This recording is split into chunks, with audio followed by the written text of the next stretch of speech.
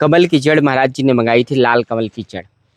चूँकि भगवान को कमल बहुत पसंद है और इसका वर्णन गीता में भी है कि कमल के समान ही भगवान का वर्णन किया जाता है कि जो भगवान का आभामंडल है वो कमल के पुष्प के समान ही होता है। अब मैं आपको आगे बताऊंगा कि कैसे संतों की इच्छा का पालन करना, संतों की इच्छा की मर्यादा का पालन करना कितना इम्पोर्टेंट है। बाके सिद्ध के संत है। महाराज जी ने हमसे एक बहुत बड़ी बात कही थी। उस दिन मुझे आभास हुआ था कि मौनी जी महाराज ने जो बात मुझसे कही है वो वास्तव में कितनी ज़्यादा महत्वपूर्ण है। कि आइए मैं आपको दिखाता हूँ, आज मौनी जी महाराज के दर्शन कराता हूँ। मौनी जी महाराज एक ऐसे संत हैं जो दूध पी करके ही लगातार चित्रकूट के वन में तपस्या कर रहे हैं।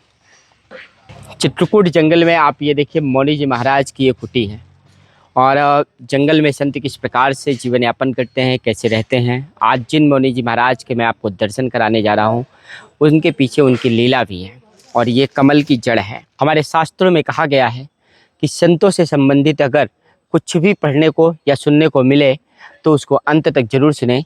इसलिए आज बदलते दौर में मैं आपसे कह पा रहा हूँ कि आप इस वीडियो को स्किप बिल्कुल मत करिएगा, क्योंकि अगर आप अंत तक इस वीडियो को सुन लेंगे तो आपको संतों की अमृतवाणी भी सुनने के लिए मिलेगी और यह भी पता चल जाएगा कि वास्तव में भगवान आपकी कामना को, आपकी इच्छा को कैसे पूर्ण करते हैं। आखिर क्यों देरी लगती है जब आप भगवान से कुछ कहते हैं तो आखिरकार क्यों आपको लगने लगता है कि हमारी इच्छा को, हमारी कामना को भगवान ने पूर्ण नहीं किया। इस बात को मैंने जाना बाके सिद्ध से और चित्रकूट जंगल के तपस्वी संत मौनी बाबा की इस लीला से। पिछले दिनों जब मैं बाके सिद्ध गया था अपने साथियों के साथ, बाके सिद्ध जाने पर हम बहुत ज़्यादा प्रभावित हुए। प्रभावित इतने ज़्यादा हुए कि वहाँ के संत जो हैं उनका तेज देखा, गुफा का वातानुकूलित प्रभाव देखा। अचानक से महाराज जी से मेरी एक वाणी निकल गई कि महाराज जी अगली बार जब हम आएंगे तो बहुत सारी सब्जी लेकर आएंगे।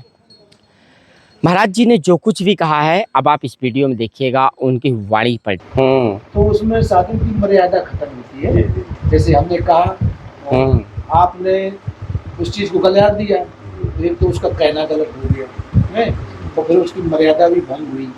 तो ज़्यादातर क्या है, संत भगवान के ऊपर बैठते हैं फिर अपनी मर्जी से, उनकी प्रेरणा से सब आता है और उसमें मंगाने में फिर एक तो ये हो जाता है कि साधु की इच्छा शामिल हो जाती है और क्या, इच्छाओं का, इंद्रियों का दमन करना साधु का कर्म होता है। तो इस चीज़ को इसलिए होता है कि प्रभु की इच्छा से जो आ जाए वो तो स्वीकार है, वो अपनी इच्छा से मंगाना थोड़ा गलत हो जाता है। सही बात है। लेकिन उनकी इस वाणी से हमें जो महसूस हुआ, याद आया कि मौनी बाबा ने हमसे बहुत दिनों पहले कहा था कि लाल कमल की जड़ लेते आना, और उनके कहने के बाद हम भूल से गए थे। हमें याद ही नहीं रहा कि लाल कमल की जड़ मौनी बाबा के पास लेकर के जाना है। लेकिन अचानक से एक बात यहाँ क्लिक हो गई, उन संत की बात कि संत की इच्छा का आदर करना, संत की इच्छा का निरादर नहीं होना चाहिए। मान लो हमने कह दिया और आप भूल गए, आप किसी वजह से लेकर के नहीं आ पाए, तो संत की इच्छा अगर उसमें लग गई तो फिर संत को लगता है कि ये कार्य नहीं हुआ। और इस बात ने मुझे इस बात के लिए सजग कर दिया कि संत की इच्छा को पूर्ण करना कितना आवश्यक है। इसलिए भगवान से अपनी इच्छा कहने से पहले भगवान की इच्छा को भी जान लेना चाहिए और संत की इच्छा क्या है यह महसूस कर लेना चाहिए।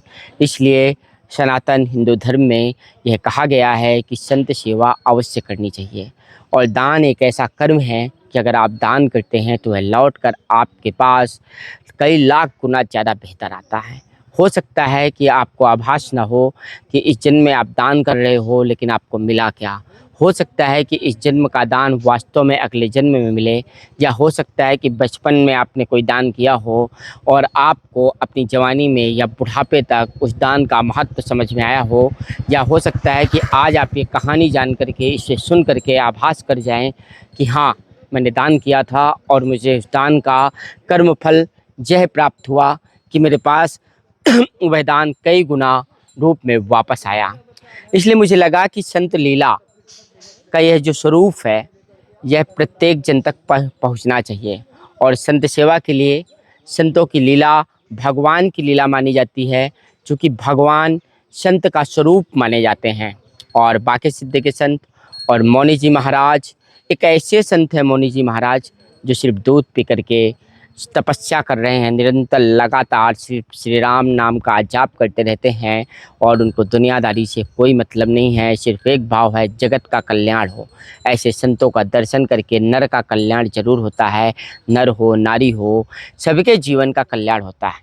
इसलिए आप हमारे साथ इस दिव्य यात्रा में, कामदगिरी जर्नी में और धर्मधारा की इस महायात्रा में लगातार सहयोगी बने रहिए। हमारे चैनल को सब्सक्राइब करिए और ज़्यादा से ज़्यादा लोगों तक इस वीडियो को शेयर कर हमारा एक बहुत बड़ा सहयोग करिए, ताकि हमारी यह यात्रा देश के कल्याण के लिए, जन जन के कल्याण के लिए लगातार निर्विघ्न संपन्न होती रहे। इसलिए बोलिएगा सब संतन की जय।